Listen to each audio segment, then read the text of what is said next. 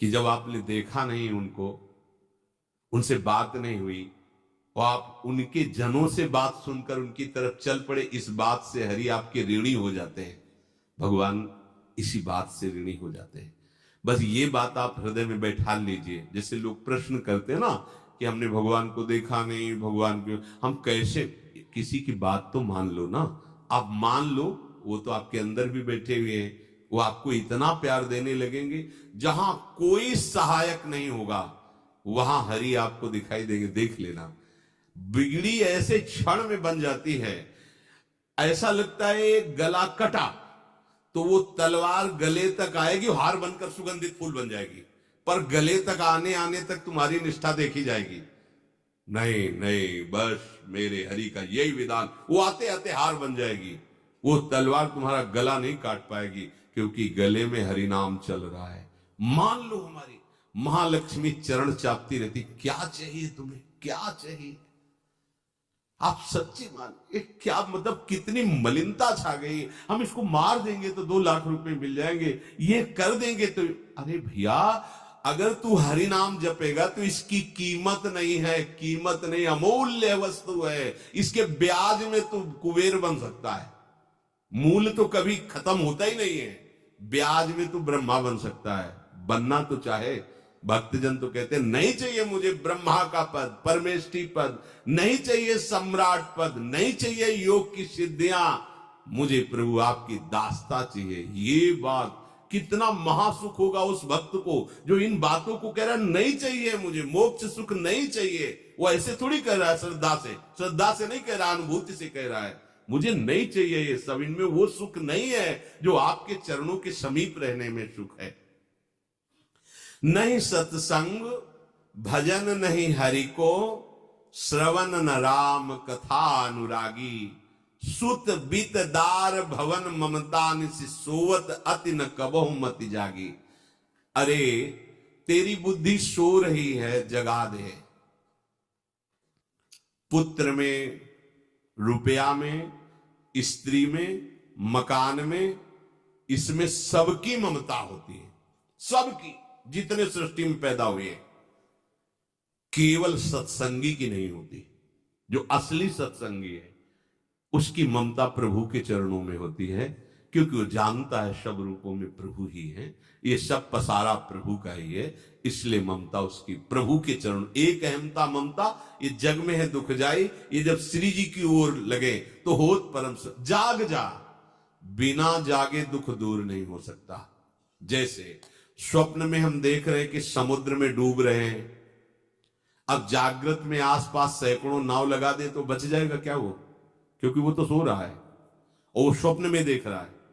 अब हम नाना प्रकार के तैराकों को बाहर तैनात रखें तो उसको कोई सुख मिलेगा क्या, क्योंकि वो स्वप्न में।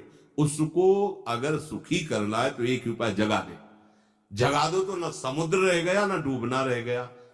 ऐसे ही संसार में मोह से ऐसे ग्रसित जीव है, भाई इतना ही सुखचार है, और उसी स्वप्न में वो दुख से निवृत्त होना चाहते हैं। अब हम बाहर से उनकी कामनाओं की पूर्ति करने वाली बात करें तो क्या वो सुखी हो जाएंगे क्या। इसीलिए कोई साधु जो भगवत मार्ग का पथिक है वो कभी सपोर्ट नहीं करेगा जाओ ऐसा, वो जाओ ऐसा ही है जैसे उस स्वप्न में समुद्र में डूब रहा है, बाहर से हम जल जहाज नाव तैराक सब लगा रहे हैं, लेकिन वो नहीं सुखी होगा, क्योंकि उसके सुख का कारण तब बनेगा जब स्वप्न हटे। स्वप्न तब हटेगा जब वो जागे। जो सपने सिर काटे कोई, बिन जागे दुख दूर न होई, तो उसको जगा दो। साधुजन क्या करते, जगा देते हैं उसको। जागो, कहां मोह निशा सब सो निहारा, देखे स्वपन अनेक प्रकारा, यह जग जामिन जागे जोगी। योग भगवान से जो तुमने वियोग कर रखा है, तुम जगो।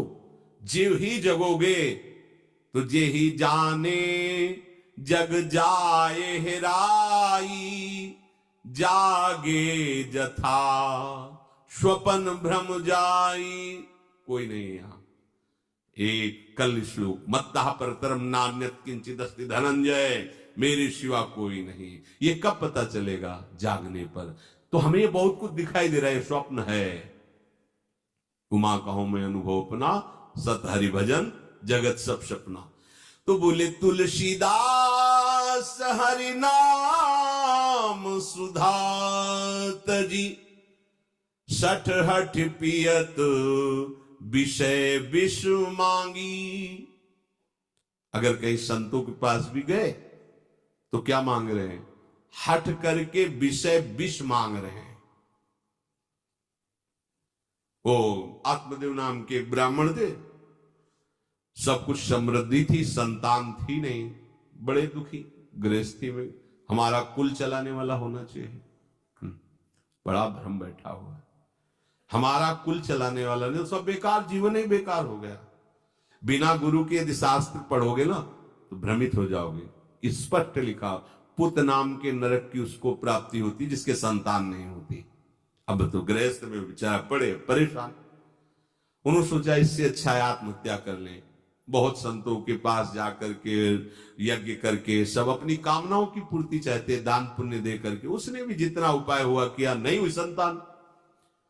मरने के लिए जंगल में उधर से एक सन्यासी जी आ रहे थे, देखा साधु तो ब्राह्मण तो थे, उठे प्रणाम किया, देखा उनको उदास क्यों हो?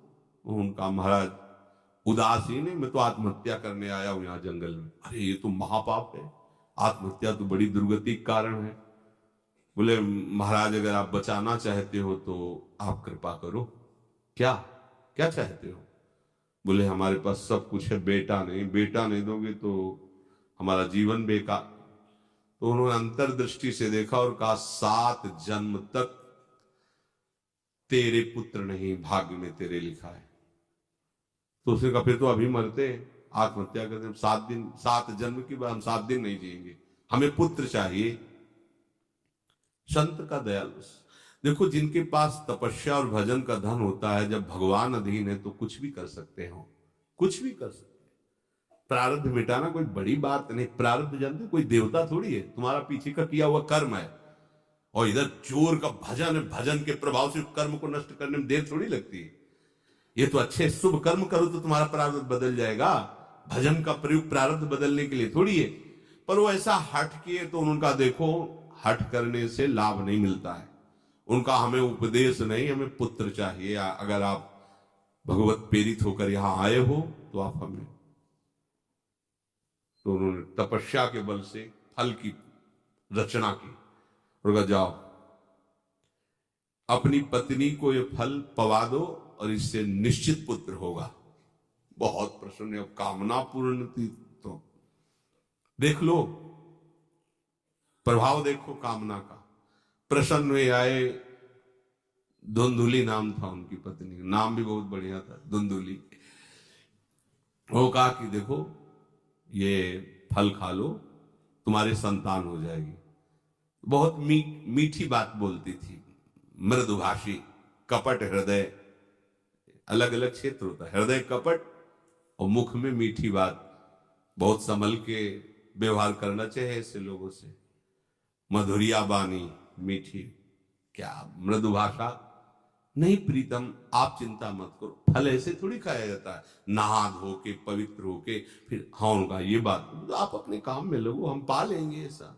अब आपको विश्वास है? बोले विश्वास तो है, इसमें क्या विश्वास, आप भी तो चाहती ना पुत्र हो। बोले हाँ। वो जो ही गए सो अपनी बहन को बुलाया और कहा सुनो, अभी तो हम 4-5 रोटी कढ़ी चावल सब पा लेते हैं, पूड़ी खीर पुआ। गर्भ रहेगा तो पेट तो उसी से भरा रहेगा, तो हमारा भोजन रुक जाएगा। हाँ ये तो बात है। जब पेट बढ़ेगा, अगर घर में आग लग गई तो फिर भाग नहीं पाएंगे, तो हम जल जाएंगे। ये निगेटिव सोच वाले लेते। और पंडित जी तो इसी बात में लगे हैं कि गर्भ रह जाए तो क्या करें, तुम्हारा हम खाएंगे तो है नहीं, पक्की बात, पर करे तो क्या करें। पंडित जी को कैसे सब, तो उनका देखो एक बात है, हमारे गर्भ है, हमारे कई लड़के हो चुके हो, गरीबी है ही है हमारे यहाँ, तुम कुछ पैसा दे देना और ये नाटक करना कि मैं गर्भवती हूं, बच्चा समय होने पर हम पहुंचा देंगे, हम घोषित कर देंगे हमारा बच्चा मर गया। तो पंडित जी को तुम नाटक में बताते रहना कि गर्भ है, बच्चा हो जाए। पंडित जी कह देना बच्चा हो गया है, तो बोले दूध पिलाने की समस्या आएगी। तो बोले ये तुम कह देना कि पहला बच्चा है हमारे वक्षा स्थल में दूध नहीं, हमारी बहन का था तो मर गया बच्चा, तो उनको बुला लेती तो बात बन जाएगी, बढ़िया बात हो गई। परीक्षा के लिए फल गाय को खवा दो, गाय को खवाया। ठीक समय पर गोकर्ण जी प्रकट हुए, दिव्य तेजोमय बालक, कान केवल वो गाय के, बड़े ही विद्वान और भगवत भक्त संत के द्वारा। कहा था 7 जन्म तुम्हारे भाग्य में, बच्चा नहीं तो नहीं है, देखा गाय के वो गोकर्ण जी प्रकट हुए। उधर उनके जो बच्चा पैदा हुआ उसे ही नाटक के द्वारा पहुंचा दिया गया, वैसे ही पूरा जैसा पहले पक्का हुआ। अब उसने कहा कि हमारे तो स्तनों में दूध नहीं, हम अपनी बहन को बुला ले, उनका बच्चा मर गया। हाँ हाँ, हमारा बच्चा स्वस्थ होना, आप बुला लो, उसको हम धन भी देंगे, वो हमारे बच्चे की सेवा कर। अपने नाम से जोड़ करके उसका नाम रखा धुंधकारी, धुंधुली और धुंधकारी, अज्ञान का साक्षात स्वरूप। और जैसे ही वो अवस्था बढ़ती गई तो उसके पापाचरण बढ़ना शुरू हुई। बच्चों के साथ खेलता, खेलते हुए बच्चों को उठा लेता और कुएं में डाल देता, मतलब घोर अत्याचार। गोकर्ण जी हर समय भजन साधन शास्त्र स्वाध्याय। जब और बड़ा हुआ तो माता जी को अपने डंडों से रोज पूजन करता, पिताजी को गाली लात थप्पड़। पिताजी तो रो पड़े, गोकर्ण जी से कहा कि बेटा हमारी गाय से प्रकट हुए पर भरोसा आप ही का है, बचा सकते हो। तो बोले पिताजी जाओ यहां से, भाग जाओ यहां से, एकांत जंगल में जाकर भगवान श्री हरि का भजन करो। उन्होंने 2 श्लोकों में उपदेश किया। दूसरा श्लोक ये, धर्मम भजस्व सततम त्यज लोक धर्मान, सेवन सदा साधु पुरुषं जहि काम तृष्णाम, अन्यस्य गुण दोष चिंतन मास मुक्त्वा, सेवा कथा रसम हो नितराम पिबत्वम। हे पिताजी, अब तुम लोक धर्म का त्याग करके भागवत धर्म को स्वीकार करो, एकांत में जाकर साधु महापुरुषों के संग से उनके उपदिष्ट उपदेश के अनुसार आचरण करो, प्रभु की लीला कथा सुनो, ना कोई कामना ना कोई तृष्णा, किसी के गुण दोष का वर्णन मत करना, और सदैव भगवत सेवा भावना में रहना, इसी जन्म में तुम्हें भगवत प्राप्त। वो तो उधर गए, इतनी पिटाई की उसने मां की, मां कुएं में गिरकर आत्महत्या कर ली। फिर तो मनमानी आचरण, कुछ वैश्याओं को रखा और चोरी करके लाया। वैश्याओं ने सोचा किसी दिन पकड़ा जाएगा ये और हम, तो उसके हाथ पैर बांध दिए, चारपाई में ला के मुख में अंगार डाल, वो मरा भयानक प्रेत। कामना ने क्या किया, सर्वनाश। किसी को हरि विमुख होकर कभी सुख मिल सकता है? आप संतों के पास जाइए, अपनी कामना रखिए। हम ये नहीं कहते कि कामना तुम त्याग पाओगे, कामना रखिए, भगवान के पास जाइए, अपनी कामना रखिए, क्योंकि आप कामना से युक्त हैं। पर छूट इतनी दे दीजिए कि जिसमें हमारा मंगल हो वो करना। जैसे नारद जी भगवान से अपनी कामना रखते कि हमारा ब्याह करवा दीजिए, और बाद में एक छूट दे देते हैं कि जेहि विधि होए नाथ हित मोरा। तो हरि को अच्छा लगेगा, गुरुजनों को अच्छा लगेगा कि इस कामना से इसका कोई जीवन बाधित नहीं होगा, वो पूर्ण भी कर देंगे। और अगर लगा कि इसका पतन हो जाएगा तो आप रोते रहो तो भी कामना की पूर्ति नहीं करेंगे। उत्तम बात तो ये है कि कामना हरि की प्राप्ति की करो, वो सर्व सुख स्वरूप है।